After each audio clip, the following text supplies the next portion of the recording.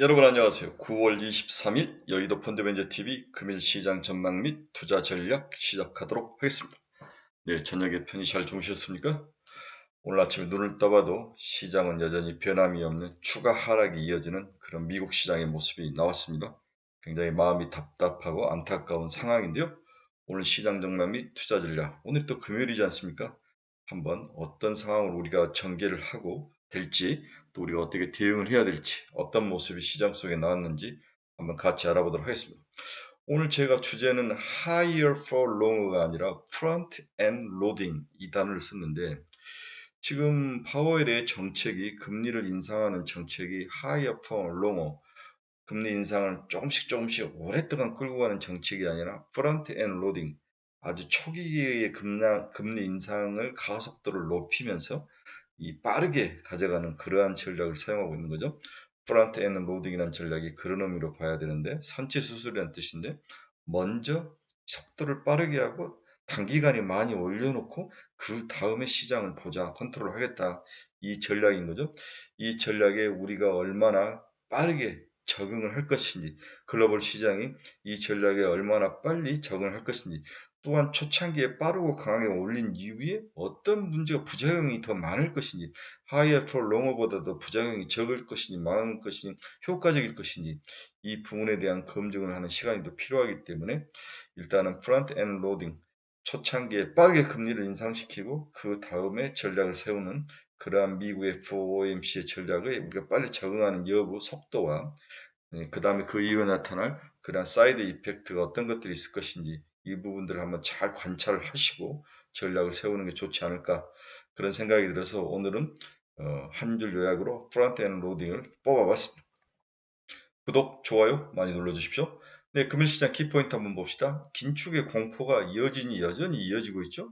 오늘 정도면 미국 주식시장에 한 번은 살짝이라도 돌아서줘야 되는데, 돌아설 기미는 안 보이고 또 막판에 밀어버리는 그런 모습이 이어지고 있습니다. 특히 이제 금리가 2년, 10년이 거의 뭐 10몇 bp씩 상승하면서 금리가 지속적으로 상승하는 그러한 최악의 상황까지도 나타나는 모습으로 가고 있다. 2년짜리는 이미 4%를 넘어서 4.11%까지 상승하는 그런 모습. 단기금리 역전 현상은 장단기 금리 역전 현상은 지속되고 있고, 금리 상승이 안정적인 모습을 보이면서 그나마 성장주라든지 이런 쪽에 나름대로 숨 쉴 수 있는 공간을 줬던 금리의 안정성이 무너지면서 단기장님 금리 할 것 없이 상승 트렌드로 돌아섰다. 이 여파로 이제 성장주인 특히 필라델피아 반도체 지수들이 다 무너졌죠. 제가 그렇게 좋아하고 사랑했던 엔비디아하고는 5% 넘게 하락을 하던데, 이런 모습이 나타나면서 금리 상승의 여파가 시장을 휘어 갈겼다, 이렇게 볼 수 있습니다. 8월 달 경기 선행지수는 하락을 했죠. 이 경기가 하락하는 것에 박수를 치면 안 되는데 이거라도 이제 박수를 쳐야 되죠. 이렇게 되면 긴축의 강도가 시간이 좀 좁혀질 수 있을 것이다, 이렇게 이야기가 될 것 같은데, 이제는 좀 반대인 것 같아요. 오히려 경기가 침체하면 더 한번 글로벌 주식시장이 하락할 가능성에 또 대비를 해야 되는 게 오히려 낫지 않겠나, 이런 생각도 해봅니다. 추가적인 금리 상향 조정은 없다. 이 부분이 이제 유일하게 희망이죠. 이제 추가적으로 금리를 상향 조정은 없다. 올해 연말까지 4.4, 내년에 4.6, 올해 한 1.25 정도 올리면 4.4 정도가 맞춰지죠. 내년에는 한 25bp 정도 올리면 타겟 레이스는 되는데, 이게 프론트엔로는 빠르게 급하게 빨리 올리는 전략으로 해서 올해 맞춰질 것 같은데, 이것이 이미 시장의 숫자가 딱 목표로 나와서 던져져 있기 때문에 추가적으로 뭔가가 나타나지는 않을 것 같다, 이런 생각에 여러분들이 그나마 좀 시장은 여기에 적응을 해가는 과정이 필요하다. 다음 주가 아마 이러한 그 적응, 빠르게 금리가 상승하고 긴축을 하고 있을 때 시장이 얼마나 빨리 이러한 속도에 적응할 것이냐의 싸움이 다음 주에 관건이 되지 않을까, 그렇게 다음 주 시장을 예상을 해봅니다. 저는 개인적으로 오늘 시장이 좀 어렵지만 한국 시장이 가장 먼저 돌아설 가능성도 있다. 이 부분에 대해서 좀 용기를 가져라.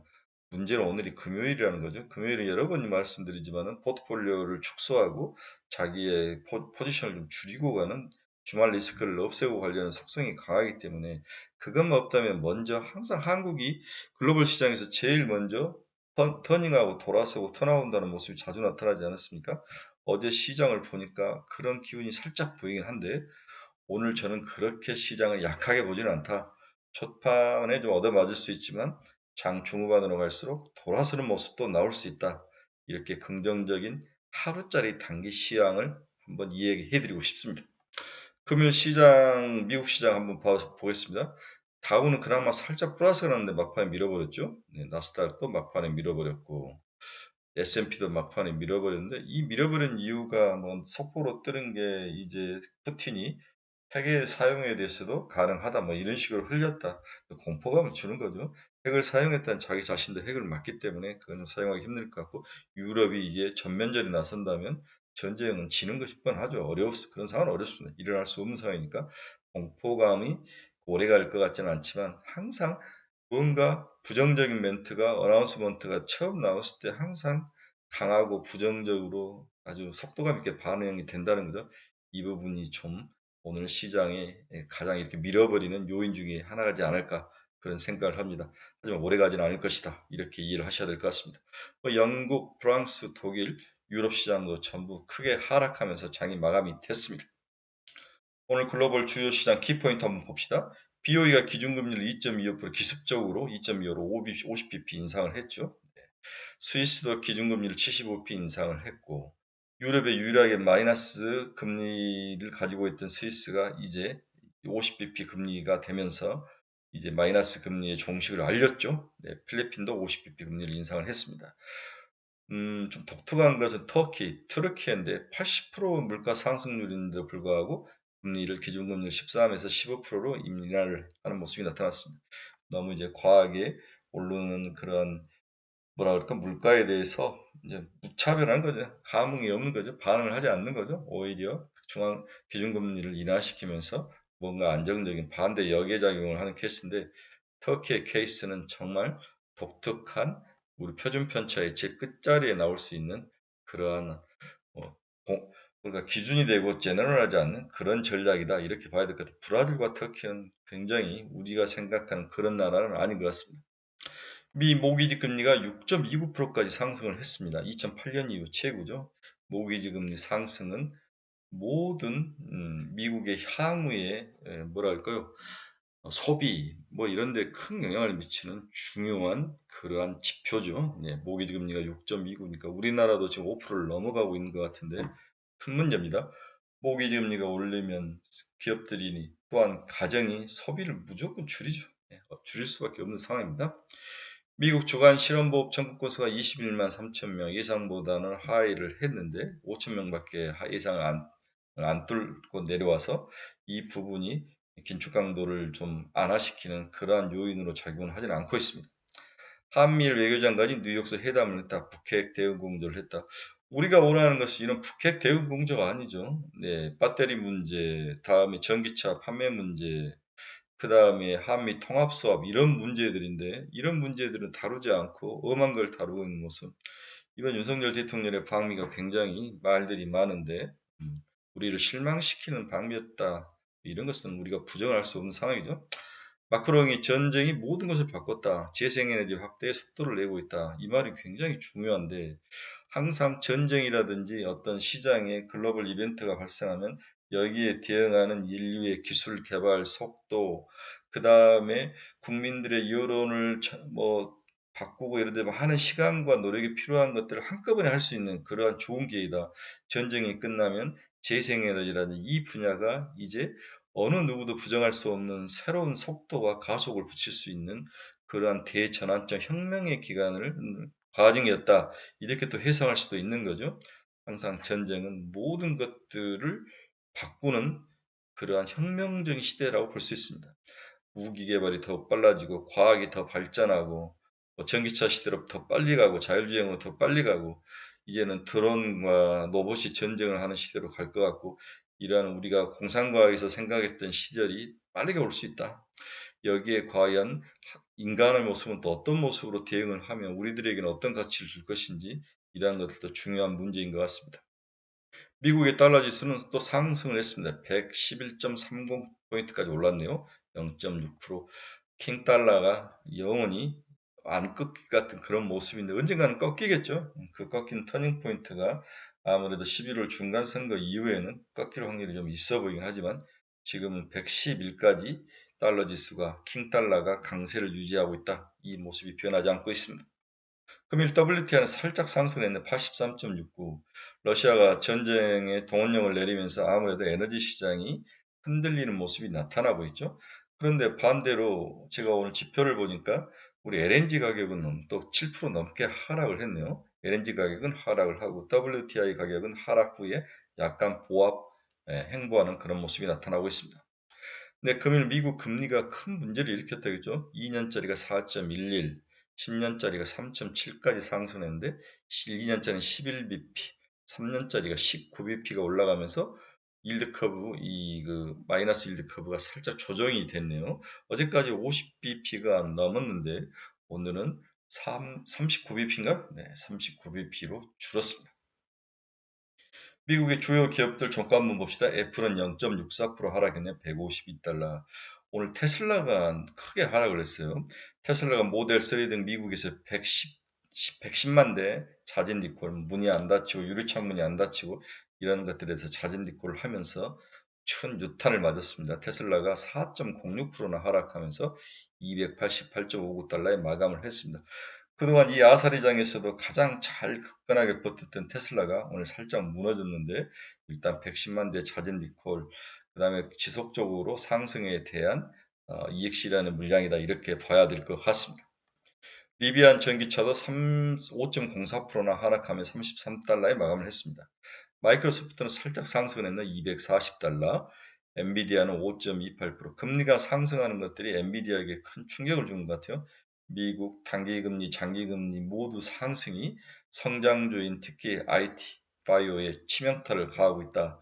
이렇게 이해를 하시면 될 것 같습니다. TSMC는 1.96% 하락해서 75달러, 마이크로 테크놀로지는 0.88% 하락하며 49달러에 마감을 했습니다.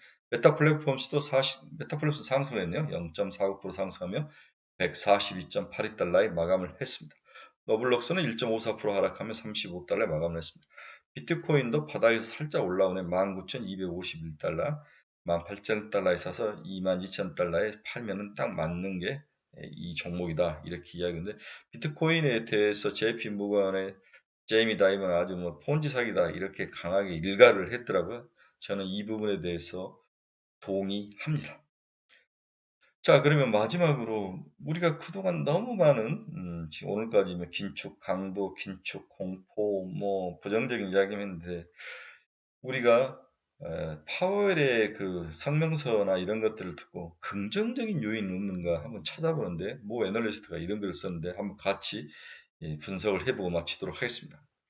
파월 의장은 기자회견에서 잭슨 홀 이후 본인의 주된 메시지는 바꾸지 않았다며 인플레이션을 낮출 수 있는 정도의 제압적인 금리 수준을 당분간 유지해야 된다고 강조를 했다. 여기까지 우리가 인정하죠.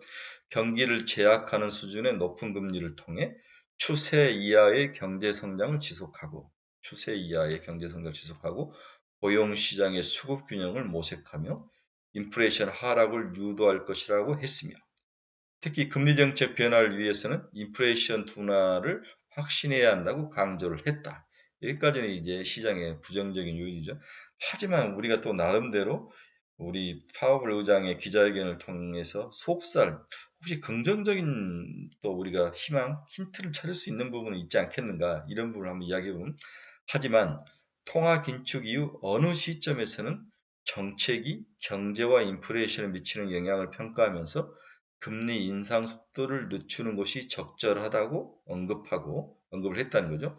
경기 침체 가능성을 인정하면서 기자회견은 다소 비둘기파적으로 해석할 여지도 주었다. 이렇게 해석하는 사람도 있어요. 비둘기파적 해석.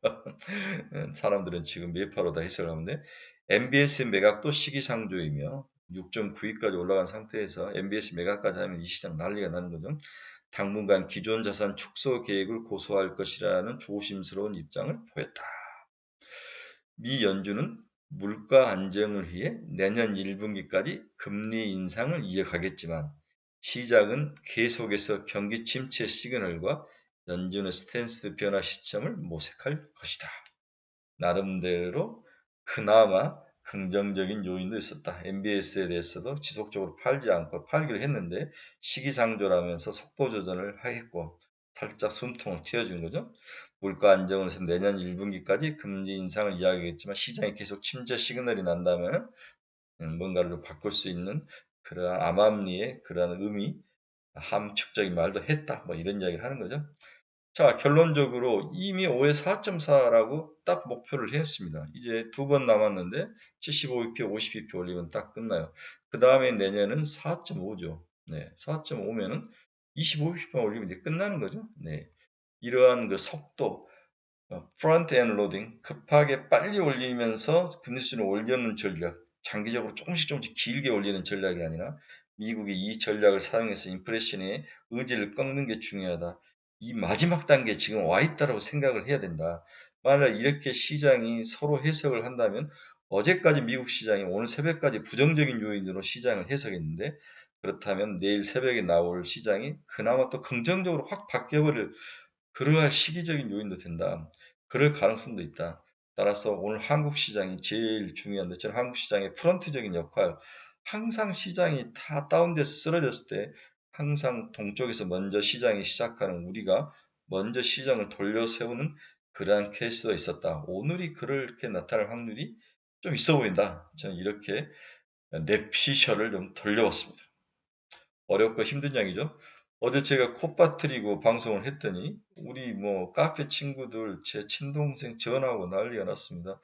아니 강세론자가 시장을 비율을 꺾으면 어떡하십니까? 무슨 일이 있습니까? 이렇게 안부전을 하던데 어제 아침은 정말 방송하기 싫더라고요. 그러나 어제 또 희망을 갖고 또 용기를 가지고 에너지를 충전했습니다. 자, 즐거운 주말입니다. 저희는 또 내일 또 스터디 모임을 합니다. 내일은 VR, XR하고 그 다음에 향후 태조 이방원 이후에 우리가 봐야 될 종목들 그 다음에 제가 시장의 큰 흐름을 어떻게 할 것인가 이 세 개 꼭지로 하는데 저희 스터디 모임 너무너무 가치 있고 의미 있고 퀄리티 있는 그런 모임입니다. 관심 있으신 분들 댓글 달아주십시오. 여러분 감사합니다. 즐겁고 멋진 그러한 주말 보내십시오. 저는 일요일에 여러분들에게 또 방송으로 여러분에게 찾아뵙도록 하겠습니다. 여러분 감사합니다. 힘냅시다. 화이팅!